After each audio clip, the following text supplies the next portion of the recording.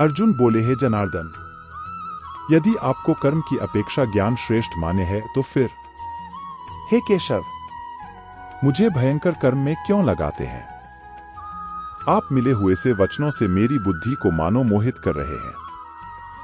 इसलिए उस एक बात को निश्चित करके कहिए जिससे मैं कल्याण को प्राप्त हो जाऊं।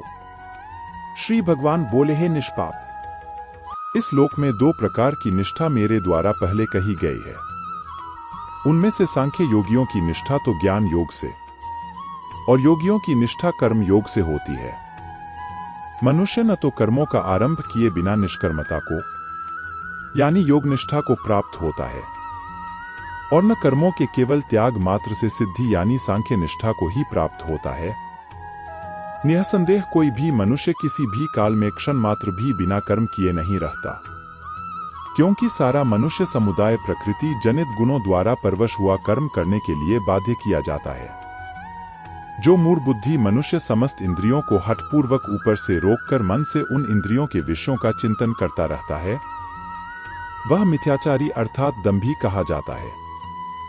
किंतु हे अर्जुन, जो पुरुष मन से इंद्रियों को वश में करके अनासक्त हुआ समस्त इंद्रियों द्वारा कर्म योग का आचरण करता है, वही श्रेष्ठ है। तू शास्त्र विहित कर्तव्य कर्म कर, क्योंकि कर्म न करने की अपेक्षा कर्म करना श्रेष्ठ है, तथा कर्म न करने से तेरा शरीर निर्वाह भी नहीं सिद्ध होगा। यज्ञ के निमित्त किए जाने वाले कर्मों से अतिरिक्त दूसरे कर्मों में लगा हुआ ही यह मनुष्य समुदाय कर्मों से बंधता है। इसलिए हे अर्जुन, तू आसक्ति से रहित होकर उस यज्ञ के निमित्त ही भली भांति कर्तव्य कर्म कर। प्रजापति ब्रह्मा ने कल्प के आदि में यज्ञ स्थित प्रजाओं को रचकर उनसे कहा कि तुम लोग इस यज्ञ के द्वारा वृद्धि को प्राप्त हो, और यह यज्ञ तुम लोगों को इच्छित भोग प्रदान करने वाला हो। तुम लोग इस यज्ञ के द्वारा देवताओं को उन्नत करो और वे देवता तुम लोगों को उन्नत करें। इस प्रकार निःस्वार्थ भाव से एक दूसरे को उन्नत करते हुए तुम लोग परम कल्याण को प्राप्त हो जाओगे। यज्ञ के द्वारा बढ़ाए हुए देवता तुम लोगों को बिना मांगे ही इच्छित भोग निश्चय ही देते रहेंगे।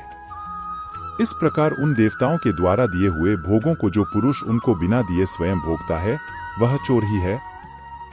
यज्ञ से बचे हुए अन्न को खाने वाले श्रेष्ठ पुरुष सब पापों से मुक्त हो जाते हैं, और जो पापी लोग अपना शरीर पोषण करने के लिए ही अन्न पकाते हैं, वे तो पाप को ही खाते हैं। संपूर्ण प्राणी अन्न से उत्पन्न होते हैं। अन्न की उत्पत्ति वृष्टि से होती है, वृष्टि यज्ञ से होती है, और यज्ञ विहित कान से उत्पन्न होने वाला है।